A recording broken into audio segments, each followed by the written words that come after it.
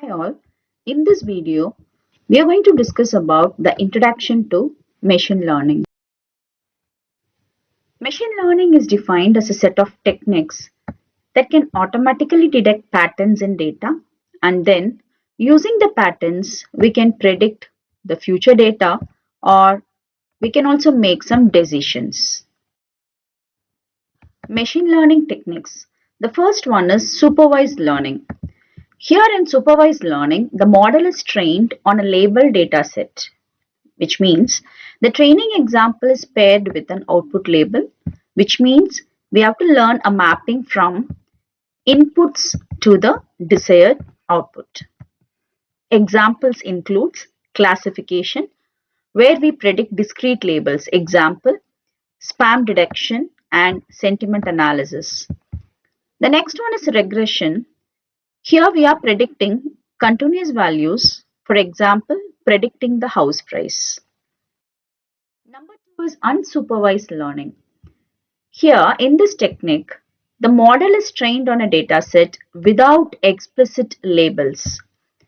The goal here is to find the hidden patterns in the input data. For example, clustering. Here we can group similar data points together. For example, in terms of clustering the documents and segmenting the customers.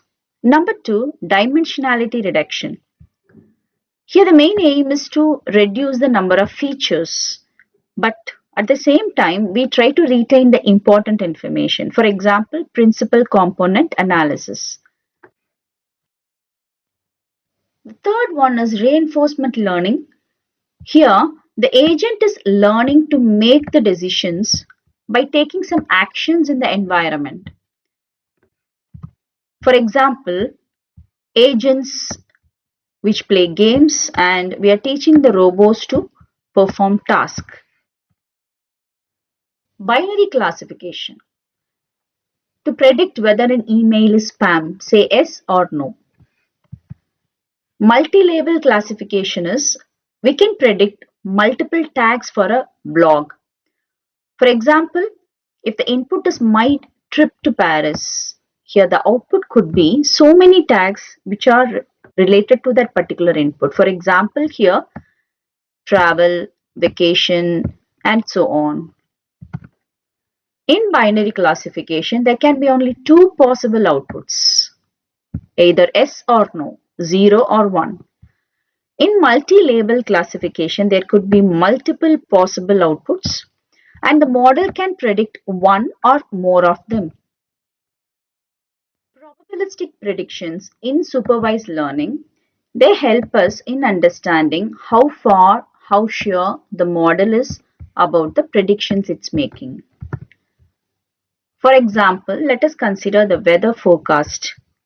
Here, instead of telling it will rain tomorrow, a probabilistic forecast will say, yes, there is a 70% chance of raining tomorrow. So this is helping us in planning, and also we can understand the uncertainty in it. The same way in supervised learning, the probabilistic predictions help us to understand how confident the model is, and we can also understand the likelihood of different outcomes. We can evaluate the model's performance more effectively. Some of the applications includes image classification, which is helping us to classify the images, and we can also classify the images to detect tumors, diseases. We can detect the pedestrians, roads, obstacles, etc. And in NLP, natural language processing, we can classify the tweets as positive, negative, or neutral. And the language translation will help us in translating the text from one language to another. And the third application is fraud detection. It is helping us in classifying a credit card transaction, whether it is a fraudulent or legitimate. And it can also classify an insurance claim as a valid one or an invalid one. The next is the recommendation system. So here in the recommendation system, This is helping us in suggesting products based on the user's behavior. And healthcare. The disease diagnosis, it classifies the symptoms to diagnose the diseases. And in predictive maintenance, we can predict when the equipment is going to fail. And this is also helping us to ensure the aircraft safety. There is applications. The next is the regression. A regression is a type of a supervised learning algorithm. Here, the output is a continuous value or a range of values. The main goal of regression is we can do the prediction. We can predict the continuous output variable based on one or more input features. In regression, the relationship between the input features and the output variable is modeled using a mathematical function, which is a linear or a non-linear equation. You could see some examples of the relationship between the input features and the output variables are shown here. Given features like how many rooms are there, what is the square footage and location, age, it is very easy for us to predict the price of a house. Likewise, we can also predict the energy consumption, we can predict the future price of a stock and prediction of a severity of a disease, what is the future demand of a product, and we can also predict the effectiveness of a treatment. So there are numerous applications here in supervised learning. Then in unsupervised learning, this is a machine learning algorithm where we can find the patterns or structure in the data without any prior knowledge of the expected output. So mainly the goal is to identify the relationships or the groupings or some anomalies in the data. The unsupervised learning is helping us to discover the clusters or groups in data without the prior knowledge of how many clusters, the number of clusters in it. This clustering process includes data preparation and choosing the algorithm. We can determine how many clusters should be there. Then we run the algorithm. After evaluation of the result, we can even refine the outcomes as required. Clustering has various applications where we can segment the customers, image segmentation, then the gene expression analysis, anomaly detection, recommendation, data compression, dimensionality reduction, it goes on. Latent factors. Latent factors is a key aspect of unsupervised learning. Here, the goal is to identify the underlying patterns or structures that are not directly observable. Some of the applications includes identifying underlying personality traits, extracting topics, detecting anomalies, and the recommendation of products which are based on user behavior. Dimensionality reduction using principal component analysis. It's a technique using which you can reduce the number of features or variables in a dataset. This PCA technique is a dimensionality reduction technique using which we can transform a set of correlated variables into a new set of uncorrelated variables which are called as principal components.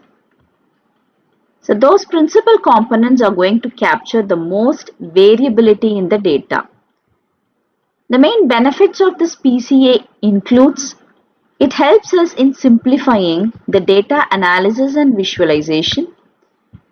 It can reduce the noise and it improves the model performance. It also helps in identifying the underlying patterns and relationships. It also improves the data compression and the storage. Supervised learning. The next one is the discovering graph structure. Discovering graph structure, it refers to the process of identifying the patterns, relationships, connections within a data set, and that can be represented as a graph. A graph is a collection of nodes and edges. So where the nodes are representing the entities and the edges are representing the relationships.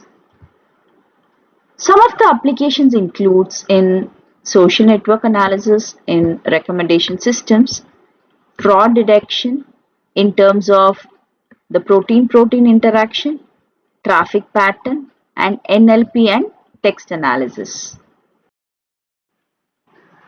In unsupervised learning, the next one is matrix completion. This matrix completion is a technique using which we can fill in the missing values in a matrix. Commonly, it is used in recommender systems where the matrix is going to represent the user item interactions, which specifies the ratings, the purchases, and some values are missing. The goal of matrix completion is to go for a prediction of those missing values. Some of the applications includes image in painting, collaborative filtering, market basket analysis. Image in painting. Image in painting is a technique using which you can fill in the missing or the damaged regions of an image. It's generally a form of image restoration using which you can recover the original image by means of predicting the missing pixel values. Image in painting has so many applications including fixing the damaged or the corrupted images and removing the unwanted objects or text from an image and filling in missing regions and also reconstructing the missing tissue or structures in medical images. Next is the collaborative filtering. Collaborative filtering is a technique used in the recommender systems to predict the user preferences and recommend items based on the behavior of similar users. It's a type of social filtering that leverages the collective behavior of users to make predictions. As you could see, this is a matrix which is giving the preferences of the various users in the various movies. For example, user 1, 2, user 3 and user 4. And the 4 users preferences in 4 movies 1, 2, 3, 4. Now this collaborative filtering is helping us to find out the user preference based on the behavior of similar user. For example, here some values are missing.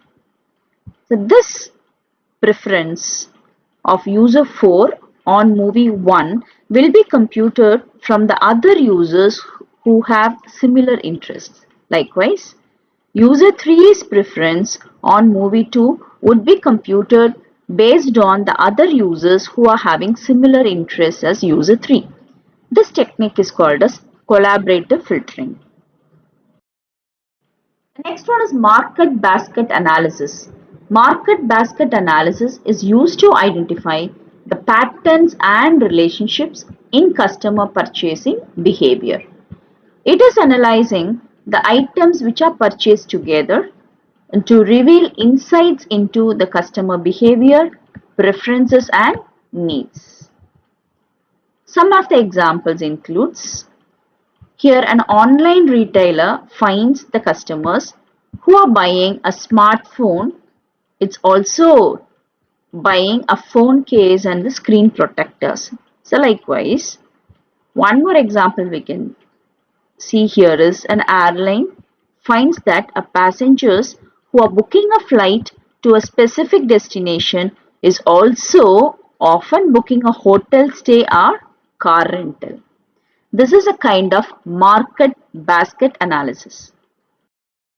In this video, we have discussed about the ML techniques such as supervised learning, unsupervised learning, reinforcement learning with various examples. Thank you.